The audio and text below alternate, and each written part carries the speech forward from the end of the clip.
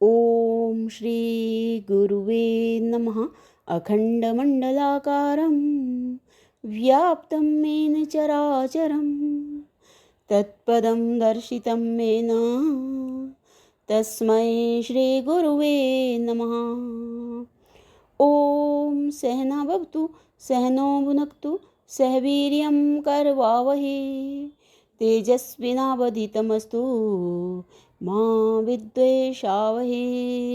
ओम शांति शांति शांति। ओम प्रणाम भगवान। वेदांत दीपिका परमहंस स्वामी श्री योगानंद जी महाराज, जिनको आलू वाले बाबा भी कहते हैं भगवान। और हमारा जो 18वां टॉपिक है मैं कौन हूँ को आगे कंटिन्यू करते हुए, तो भगवान यहाँ पे प्रश्न है कि मैं कौन हूँ, किसके सहारे टिका हूँ, जागृत आदि अवस्था क्या है, किसकी है और अवस्थाओं का फल क्या है।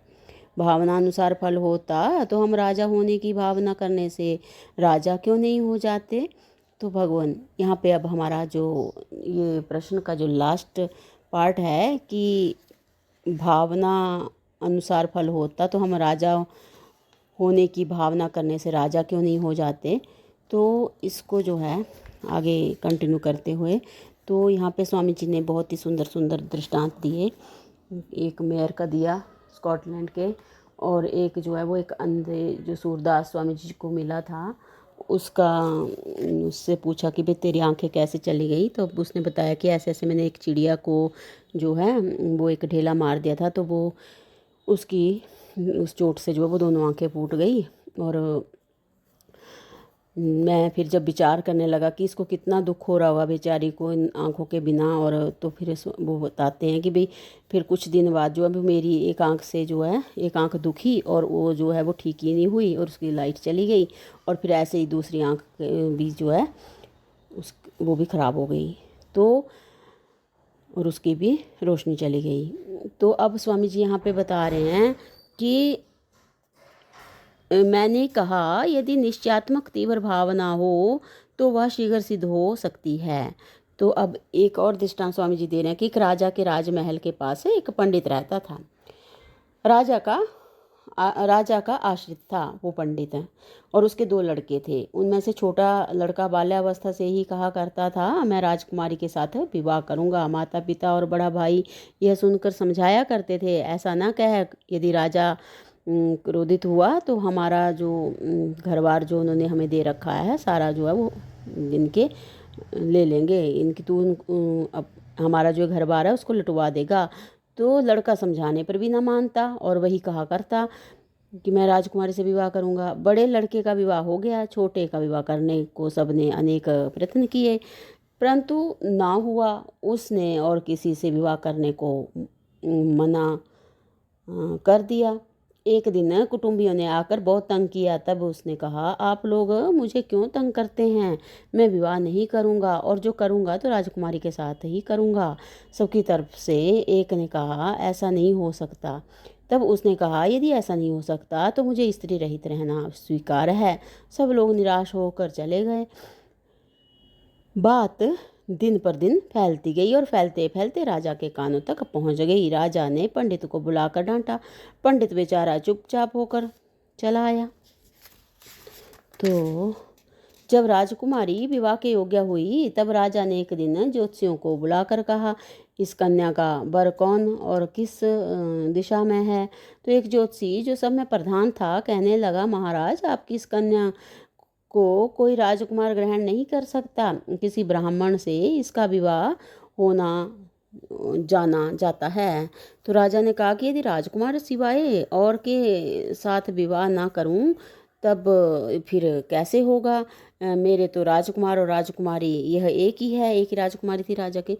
तो बता रहे हैं कि राजकुमार से विवाह करूंगा तो वह राज्य करेगा, भी उसका पूरा राजपाट संभालेगा। तो ब्राह्मण को पुत्री देकर मैं राज्य किससे करवाऊंगा। तो वो ये ऐसे ज्योतिषियों से कहने लगा। तो ज्योतिषियों ने कहा कि महाराज हम अपनी तरफ से कुछ नहीं कहते, शास्त्र के अनुसार गणित करके फल कहते हैं। आप राजा हैं, आप मालिक हैं, आपकी इच्छा हो वह कीजिए। राजा ने ज्योतिषियों को विदा कर दिया किंतु उसके जी में खटका बैठ गया। एक दिन ब्राह्मण का छोटा पुत्र भोजन कर रहा था और उसकी भौजाई भोजन परोस रही थी। इनकी बड़े भाई की जो पत्नी भाभी वो उसे भोजन दे रही थी। तो लड़के ने भोजन में कई दोष निकाले। तब जो भाभी हैं वो कहने लगी, देवर जी मैं तो देहाती लड़की हूँ, मुझ में चतुराई कहाँ से आवे। तुम तो राजकुमारी से विवाह करोगे, वह चतुर होगी, अनेक प्रकार के व्यंजन बना बना कर तुमको खिलाया करेगी। लड़का क्रोधित होकर बोला, ताना क्यों देती हो, देख लीजिए राजकुमारी से ही विवाह करूँगा। इतने में ही राजा के मनुष्य आ गए और जो वो भोजन करते से ही उसको पकड़ कर ले गए और राजा की आज्ञा से जो है वह देश बाहर निकाल दिया गया। उनकी देश निकाला उसको दे दिया गया और साधारण पंडिताई करके अपना जो है वो गुजारा करने लगा। फिर तो आगे बता रहे हैं कि राजा ने अन्य देश के राजकुमार के साथ पुत्री का विवाह करने का निश्चय किया। संयोगवश एक और राजा भी इस राजकुमारी के साथ विवाह करना चाहता था। राजा ने उसे मना कर दिया और पहले के साथ विवाह करना निश्चित करके दिन नियत कर दिया। राजधानी अनेक प्रकार की मांगलिक वस्तुओं से सजाई गई। बारात बड़े धूमधाम से चढ़ी।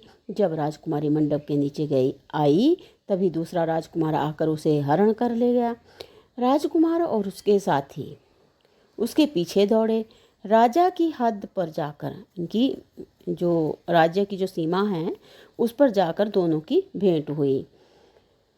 तो राजकुमारी की पालकी एक तरफ रख दी गई और दोनों में युद्ध होने लगा। दोनों विवाह करना चाहने वाले युद्ध में कटकर मर गए। दोनों जो लड़ रहे थे आपस में, दोनों राजकुमार, वो मर गए और साथी भी कई मारे गए।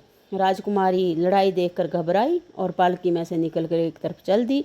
चलते चलते अंधेरे के कारण वह एक गड्ढे में गिर गई। उस गड्ढे में से मिला हुआ एक पुराना टूटा हुआ जल रहित कुआं था उस गड्ढे के साथ ही मिला हुआ। तो घास से ढका होने से दिखाई नहीं देता था। राजकुमारी उस गड्ढे में से उस कुएं में गिर गई। तो राजा और राजकुमार के मरने के पीछे जो है राजा और राजकुमार के मरने के पीछे उनके साथी निराश होकर भाग गए। राजकुमारी के पिता ने राजकुमारी को बहुत खोज की परंतु कहीं पता न लगा। तब वह हार कर बैठ रहा।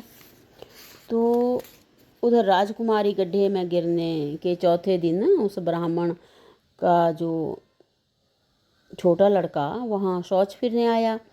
वहाँ उसे रोने का धीमा शब्द सुनाई दिया। उस शब्द को सुनकर वह गड्ढे के पास जाकर ध्यान लगाकर सुनने लगा तो मालूम हुआ कि कुएं में से शब्द आ रहा है।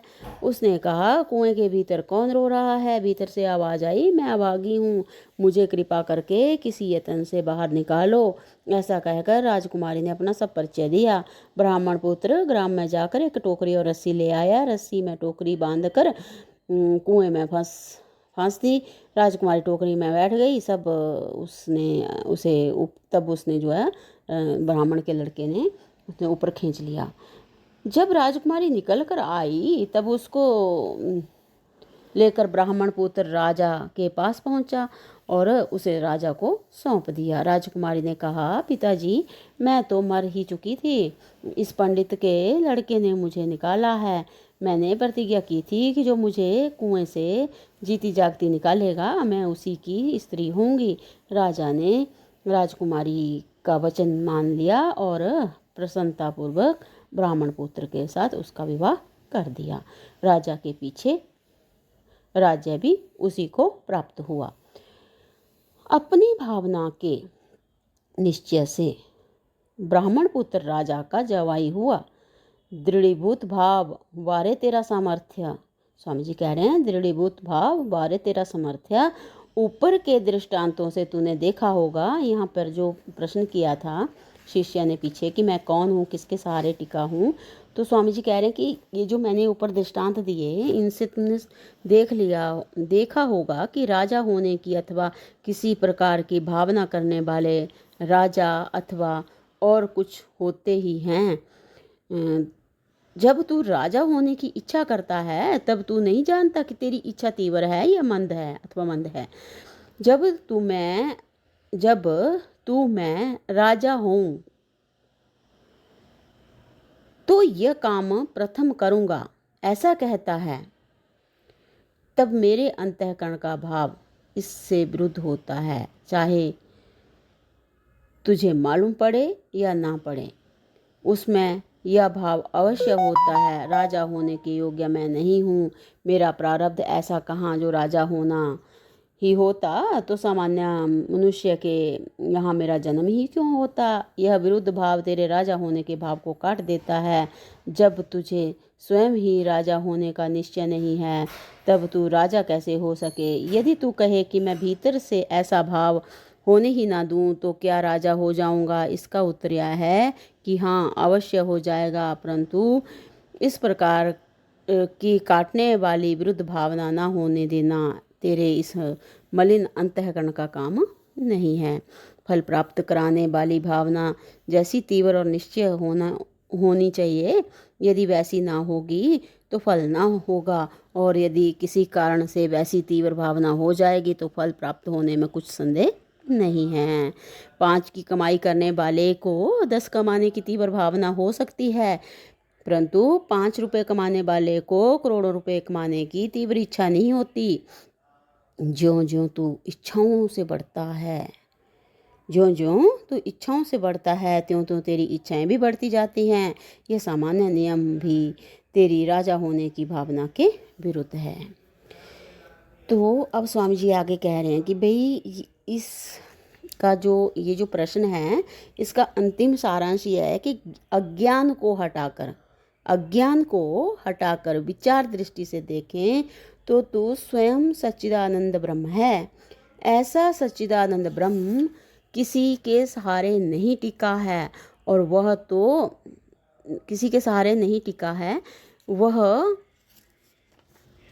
तो महान विभु अव्यक्त होने से अपनी महिमा में टिका है। जागृत आदि अवस्थाएं व्यवहार में जीव के टिकने का स्थान रूप हैं। जागृत आदि अवस्थाएं व्यवहार में जीव के टिकने का स्थान रूप हैं। अवस्थाएं स्थूल सूक्ष्म और कारण ये तो शरीर की हैं, परंतु अज्ञान के कारण से जीव की कही जाती हैं। उन तीनों अवस्थाओं का फल मुमुक्षुओं को आत्मबोध कराने में है। जागृत स्वप्न सुषुप्ति, ये जो तीनों अवस्थाएं हैं, स्वामी जी कह रहे हैं कि इन तीनों अवस्थाओं का जो फल है वो मुमुक्षुओं को आत्मबोध कराने में है। मलिन और अदृढ़ भावना से राजाधिक होने की हुई इच्छा सफल नहीं होती। मलिन और जो अदृढ़ भावना से जो है वो राजाधिक होने की हुई इच्छा जो वो सफल नहीं होती, परंतु निश्चय दृढ़ता और तीव्रता से जो भावना की जाए तो भावना के अनुसार अवश्य फल होता है। अनेक संयोग भी इस प्रकार की भावना होने में सहायता करने वाले हो जाते हैं। बहुत ही सुंदर। तो भगवान यहाँ पर जो हमारा ये जो टॉपिक है, मैं कौन हूँ, किसके सहारे टिका हूँ, ये यहाँ पे विराम लेता है। और अगला जो हमारा टॉपिक चलेगा 19वां, इसका नाम है जीव सृष्टि और ईश्वर सृष्टि। तो भगवान इसको अगले सत्संग से कंटिन्यू करते हैं। प्रणाम भगवान। ओम शांति ही शांति ही शांति। ओम।